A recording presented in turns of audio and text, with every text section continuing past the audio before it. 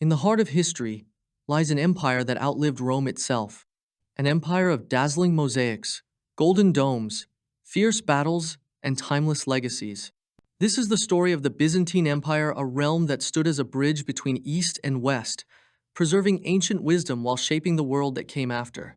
The Byzantine Empire represented the eastern continuation of the Roman Empire, surviving for nearly 1,000 years after the fall of Rome in the West.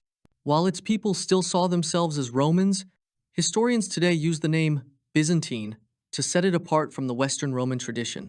The term comes from Byzantium, an old Greek city situated at a strategic crossroads between Europe and Asia.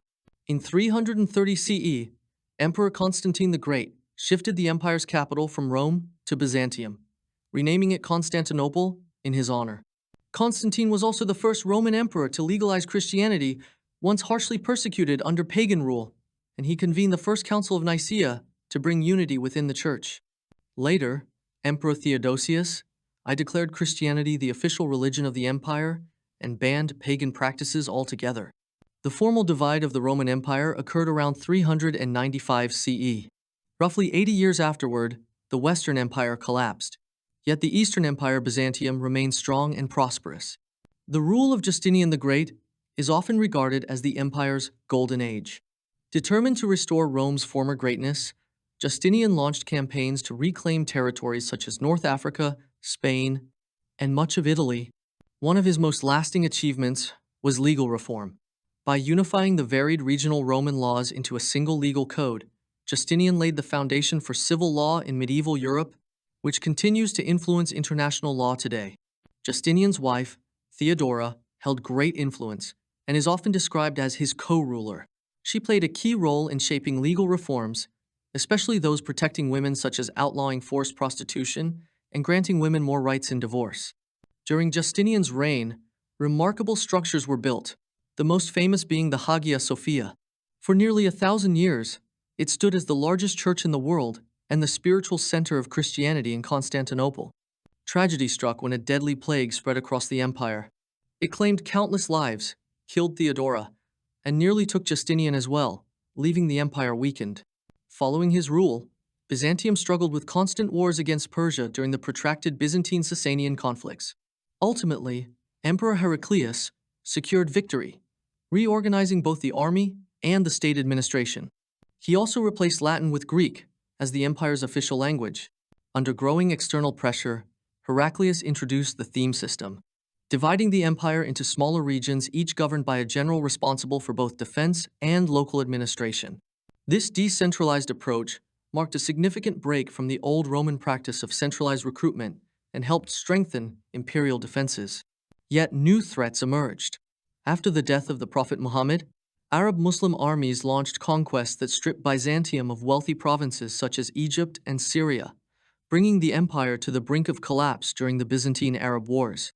By this stage, the Eastern Roman Empire had transformed into what historians call medieval Byzantium, a more rural, Greek-speaking society with fewer urban centers. The Isaurian dynasty introduced a period of iconoclasm, banning the veneration of religious images. This policy deepened tensions with the Western Church, where the Pope continued to support the use of icons throughout the Middle Ages. Despite its reduced size, the empire experienced another flourishing era between the 8th and 11th centuries, known as the Macedonian Golden Age. The empire supported the arts, most notably its famous mosaics, and maintained stronger control over trade and greater international prestige than it had under Justinian. Over time, however, tensions between Eastern and Western Christianity deepened. Centuries of disputes over theology and politics finally resulted in the Great Schism of 1054, which split Christianity into two distinct traditions: the Roman Catholic Church in the West and the Eastern Orthodox Church in Byzantium. Not long after, in 1064, the Seljuk Turks, nomadic Muslim warriors from Central Asia, pushed into the contested frontier of Armenia. At the same time, Latin forces also invaded parts of the empire. Emperor Alexios Komnenos managed to rally the loyalty of his troops, and with Western allies, Byzantium regained parts of Asia Minor. Yet these alliances ultimately worsened the already strained relationship between East and West. The hostility reached its height during the Fourth Crusade, when Western Crusaders stormed Constantinople, looted the Hagia Sophia, and placed a short-lived line of Latin rulers on the Byzantine throne. By the time of the Paleologan dynasty, the empire was economically weakened and unable to recover its former strength. When the Ottomans' Turkic tribes led by Osman I rose to power, Byzantium failed to secure lasting aid from the West. In 1453, the Ottomans broke through the formidable walls of Constantinople, bringing the Byzantine Empire to an end and beginning centuries of Ottoman rule. Still, Byzantium left a profound legacy. Its form of Christianity spread across Eastern Europe, shaping cultures that remain orthodox to this day. Perhaps even more importantly, the empire preserved the writings of ancient Greek philosophers like Plato.